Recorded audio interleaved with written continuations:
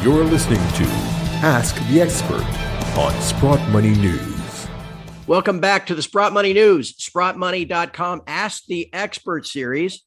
It's now April 2022, and it's time for your latest update. I'm, of course, your host, Craig Hemke. Joining us this month is silver guru himself, David Morgan. David, of course, the publisher of the Morgan Report that you can find at themorganreport.com. And he has been following the silver markets, gold markets, monetary metals, sound money advocate for longer than he would probably care to admit. David, thank you for joining me. Well, Craig, thanks for having me. It's always fun to visit with you, my friend. And hey, before we get started, I just want to point out and remind everyone that this content is brought to you by Sprott Money. Now, Sprott Money, of course, an online bullion dealer based in Toronto, but they'll also store your metal for you too. So if you want to thank them, not only for this or the monthly wrap up or all the great articles that are posted on their site or the monthly precious metals projections that I do with Chris Vermeulen, if you want to thank them, throw them a bone, at least give us a like, excuse me, or maybe subscribe to whatever channel you're listening. That'll help us widen the net. But one more thing, Sprott Money just received in some First Majestic 1 kilogram silver bars. I don't know if Keith drove them up there himself, but I do know that they are actually only available for Canadian customers. Well, that's not very fair. But if you're a Canadian and you like kilo bars, these are pretty cool. So you go to sprottmoney.com, look for this exclusive product on the website. You can order it directly on the website. Of course, you can pick up the phone and give them a call, 888-861-0775. And maybe Keith Newmeyer will just deliver it to you as well, if we ask him nice. Anyway, David, we've been collecting questions for you from Sprott Money customers. I've got 6 of them. Should we just dive right in? Let's go for it. All right, then here we go. This is kind of a longer one. So but I'm going to read the whole thing so you get a real feel for what this person is asking. Okay. Sure. And then I'll try to condense it for the presentation part that we put on YouTube. But the actual question this person sent in was, why is this time any different? I would characterize myself as a new, less than 2 years to holding precious metal as a monetary asset. I want to believe that through sound money, the world will be a better place. Fix the money, fix a lot of problems. I have taken to looking up old videos on the internet from 2010, however, and I'm following the hype and the headlines from back then with the advantage of hindsight now in the metals market. So in viewing those videos through the lens of said hindsight, I see very similar stories being retold today. Of course, price isn't anywhere near where it was, which ultimately leads me to the question, why is this time any different? Which I guess, are we just 12 years further along toward the end? Anyway, why is this time any different, David? It's the first time that's ever been global. We've never had a currency crisis or a fiat failure that encompassed everyone. So that's what's different.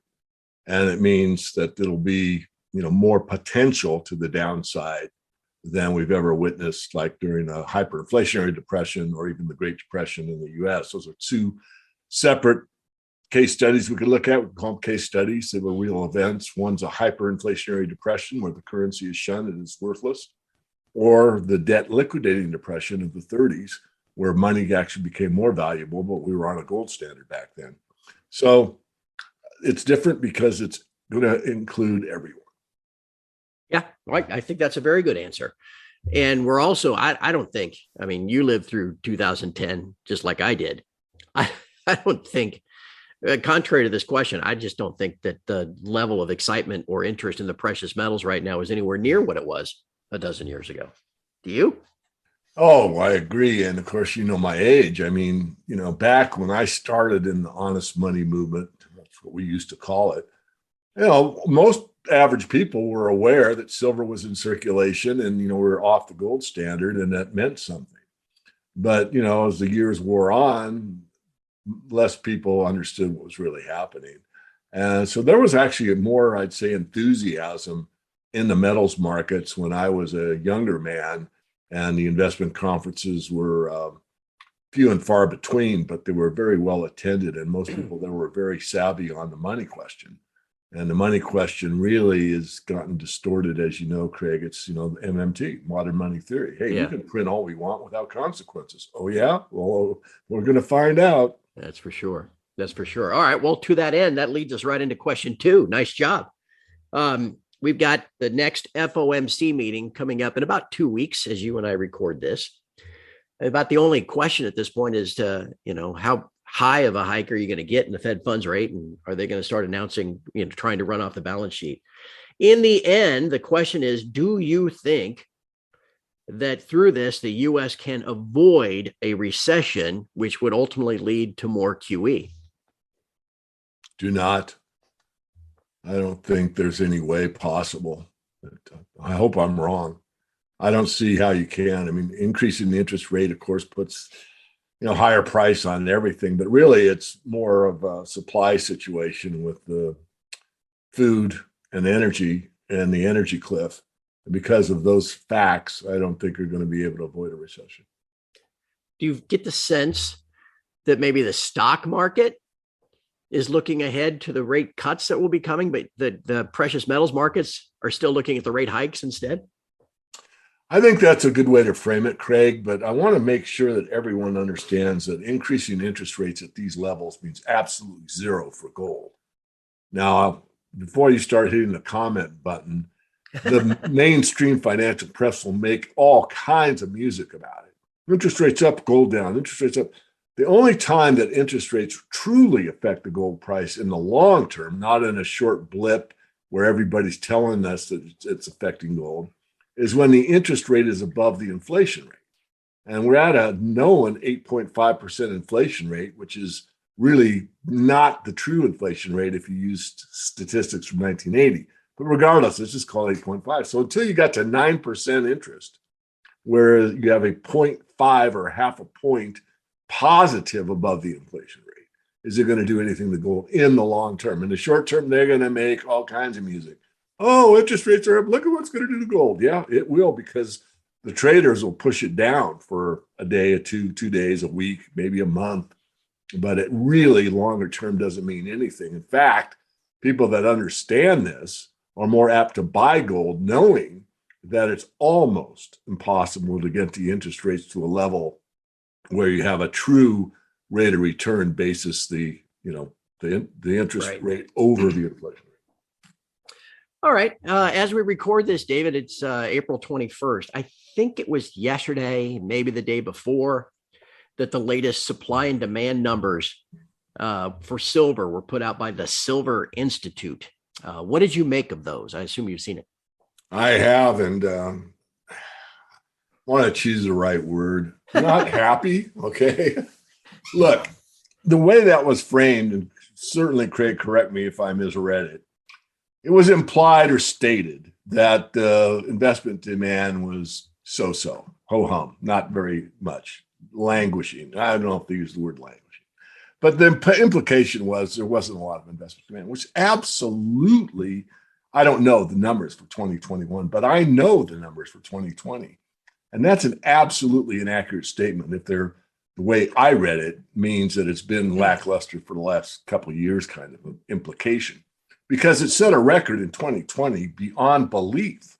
Right. The amount of investment demand for silver, physical silver through the ETFs and retail markets was 530 million ounces. It was greater than the amount used for the industrial side. It was a record setter. We've never seen that kind of demand in silver before. So to come out with that statement, I'm a little disappointed, to put it in polite terms. Yeah. All right. Well, my friend, we're already halfway done. So we are speeding down the back stretch. And we are heading into question number 4. And I guess this this is a pretty good segue from that last one. Silver hasn't been recognized as a monetary metal for quite some time, but it often trades as one. It trades sometimes tick for tick with gold. Should, going forward, with green energy and everything else, should silver trade more like a monetary metal or an industrial metal?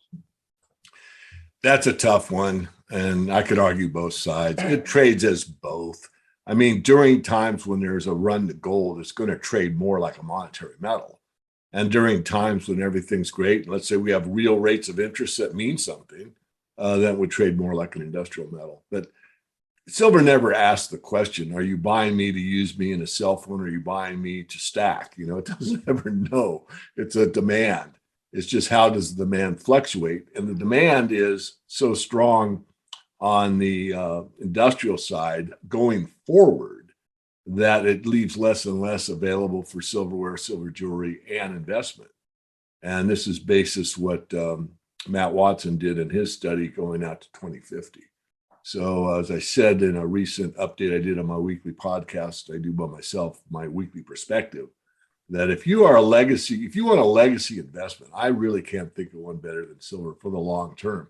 Doesn't mean you put your whole life savings into silver, not at all. But if you're in your 20s, 30s, or even 40s, and you want something to take care of your family going, 20 years out or more, the trend is pretty clear. Silver is going to be more and more difficult to get, and it's going to be more and more in demand.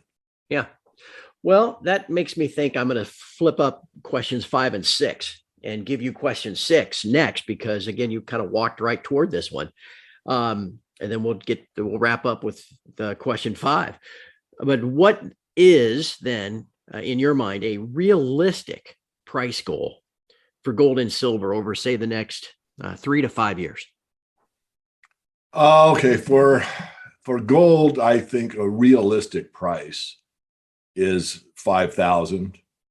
But I also know from the years I've been involved in this industry that when the 1980 crisis hit, and that was just a U.S. phenomenon, it wasn't a worldwide crisis like we talked about on question 1. It overshot.